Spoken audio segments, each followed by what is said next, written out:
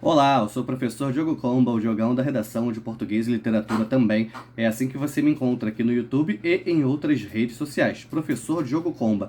Peço para que você se inscreva no canal, deixe o seu like e ative o sininho. Você deve ter ouvido falar que nos últimos dias foi liberado o espelho da redação do Enem 2021. Todo mundo lá acessando, vendo como foi, vendo a nota da redação e comparando com o texto, pedindo para que professores deem uma olhada. E no ano passado nós tivemos apenas 22 redações que conseguiram a pontuação máxima, que conseguiram a nota 1000. Várias delas saíram na mídia e eu vou analisar uma primeira delas aqui com vocês. Vocês devem estar estranhando esse barulho um tanto quanto esquisito.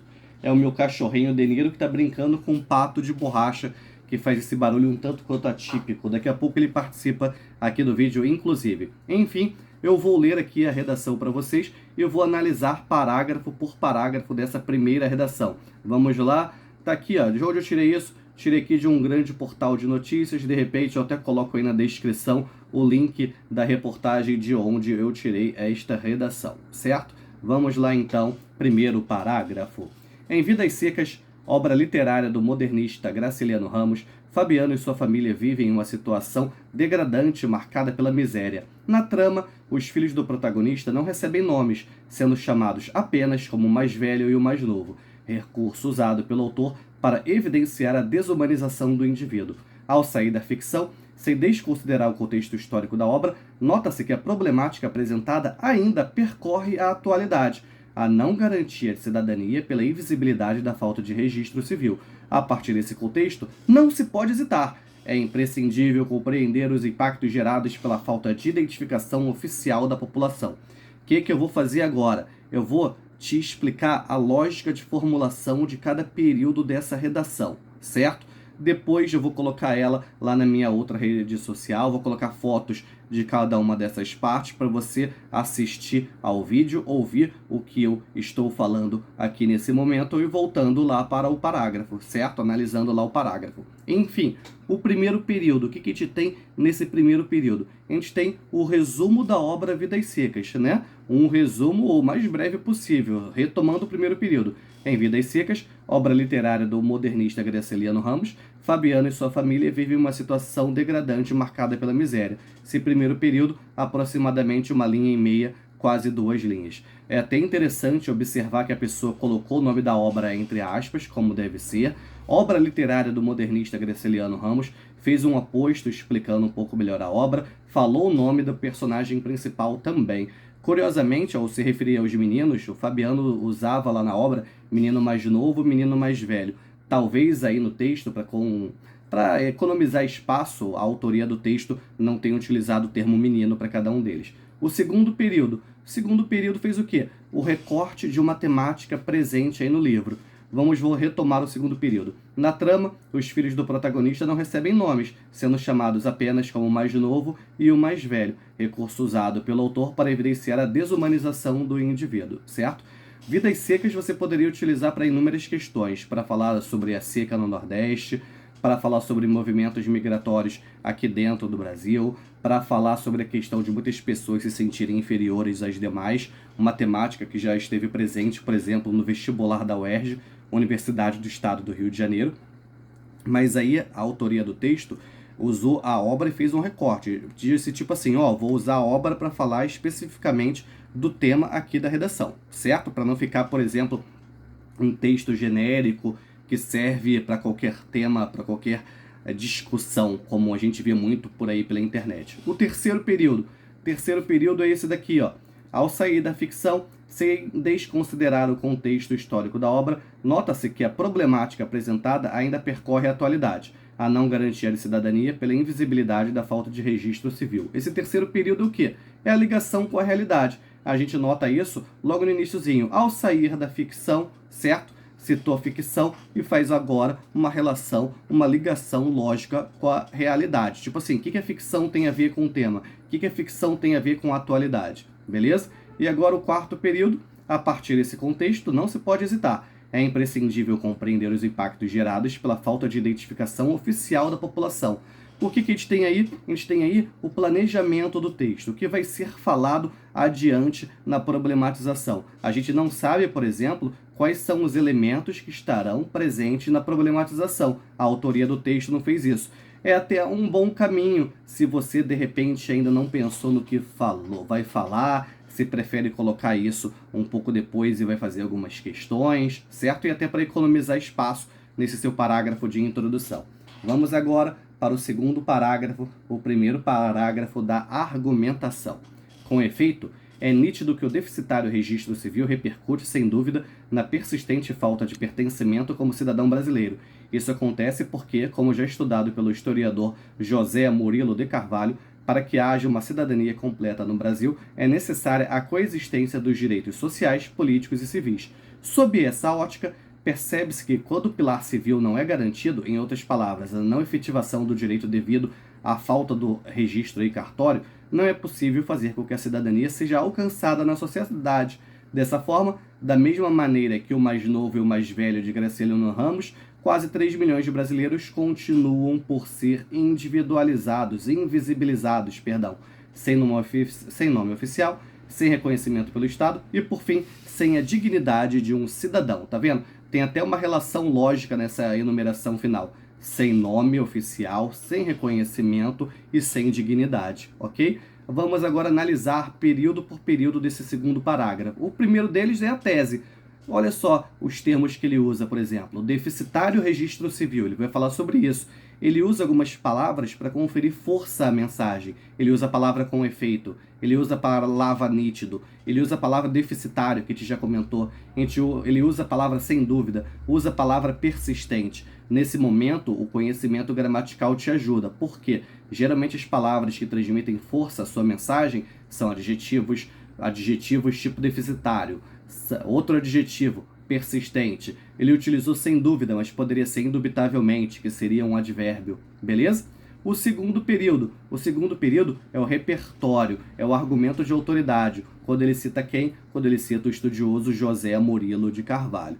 O terceiro período é a ligação com a problemática. Bom, sim, e daí? Tipo assim, você ligou, você citou lá o repertório, você citou lá o determinado estudioso. Como diria Chiquinha no Chaves. Bom, sim, e daí? Liga diretamente com a realidade. Isso você tem que fazer.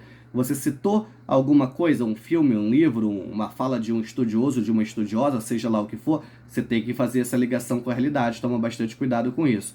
E olha só que interessante, usa lá a expressão sob essa ótica, ou seja, diante disso. E no quarto período, quarto e o último, é a retomada da introdução mais um determinado dado. Vou reler aqui esse último período.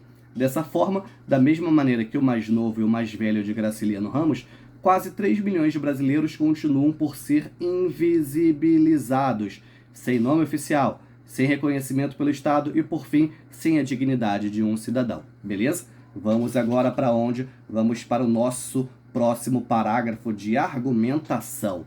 Olha só, é interessante que no primeiro parágrafo argumentativo, ele não usa no início, por exemplo, o elo coesivo primeiramente. Ele começa com efeito. Aí agora, no segundo parágrafo argumentativo, olha como se dá a coesão. Além disso, a falta de sentimento de cidadania na população não registrada reflete também na manutenção de uma sociedade historicamente excludente.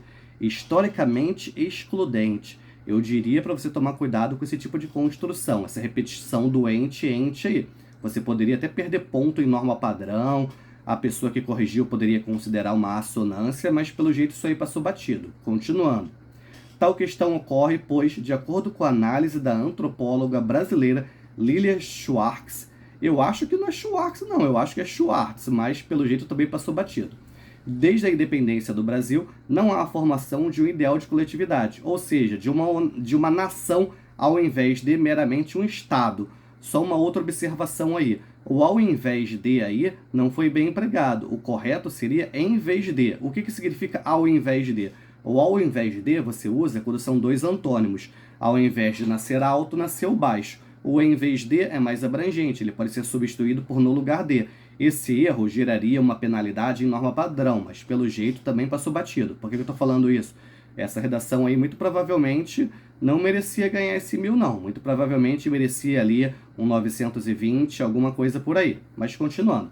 Com isso, o caráter de desigualdade social e exclusão do diferente se mantém, sobretudo, no que diz respeito às pessoas que não tiveram acesso ao registro oficial, as quais, frequentemente, são obrigadas a lidar com situações humilhantes por parte do restante da sociedade, das mais diversas discriminações até o fato de não poderem ter qualquer outro documento se antes não tiverem sua identificação oficial, certo? Terceiro período.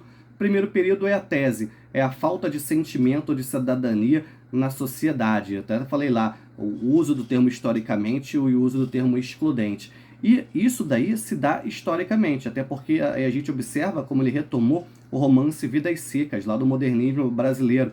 Pô, Vidas Secas daqui a pouco vai fazer 100 anos já, e algumas das situações retratadas, relatadas no livro, ainda se fazem presentes na realidade brasileira. Continuando, o segundo período é o repertório, como a gente já comentou, quando citou essa estudiosa Lilia Schwartz. Se eu tiver errado, se for Schwartz mesmo, coloca aí para mim, mas eu acho que é Schwartz, beleza? Mas enfim, vamos lá. E depois, ó, o terceiro período citou a estudiosa. Bom, sim, e daí? O que tem a ver com um problema em pauta, beleza? Eu estou explicando isso porque quando você for escrever sobre um outro tema, você vai internalizando, você vai absorvendo estas estruturas. Agora vamos para onde? Vamos para a nossa proposta de intervenção.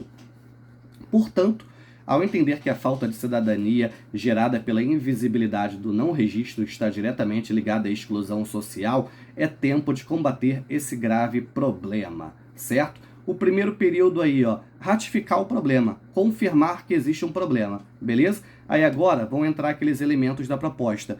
Já que tem lá o problema, quem deve agir, o que fazer, como fazer e buscando qual cenário. Assim, cabe ao Poder Executivo Federal, mais especificamente o Ministério da Mulher, da Família e dos Direitos Humanos, ampliar o acesso aos cartórios de registro civil. Fala aí, quem deve agir e fala brevemente o que é esse órgão, o que essa entidade tem que fazer. E vai detalhar abaixo como isso tudo vai funcionar. Olha só. Tal ação deverá ocorrer por meio da implantação de um projeto nacional de incentivo à identidade civil, o qual irá articular, junto aos gestores dos municípios brasileiros, campanhas divulgadas pela mídia socialmente engajada, que expliquem sobre a importância do registro oficial para a garantia da cidadania, além de instruções para realizar o processo, a fim de mitigar as desigualdades geradas pela falta dessa documentação. Tá vendo como foi feito esse detalhamento, como foi explicado tudo nos seus mínimos detalhes? E por último agora é o cenário que se busca, o cenário visado com isso tudo. Afinal, assim como os meninos em Vidas Secas, olha só isso, retomou a tese. Afinal, assim como os meninos em Vidas Secas, toda a população merece ter a garantia e o reconhecimento do seu nome e identidade. A gente observa, né, que várias vezes ao longo do texto, a pessoa utilizou o quê? Utilizou algumas palavras-chave presentes lá no título. Invisibilidade, registro civil, a garantia de acesso à cidadania. Invisibilidade, registro civil, garantia de acesso à cidadania. Isso mostra, né, isso te encaminha bem o seu texto, faz com que você não se perca, mostra para a pessoa que está corrigindo que você está por dentro daquilo e orienta melhor essa correção também, porque infelizmente é uma correção que em alguns momentos pode ter falhas, beleza? Enfim, se você quiser que eu faça mais vídeos aqui analisando redações de nota 1000 da UERJ, deixa aí um pedido nos comentários, uma sugestão, uma dúvida, seja lá o que for. Que a força e a inspiração estejam com vocês, sem dizer adeus jamais.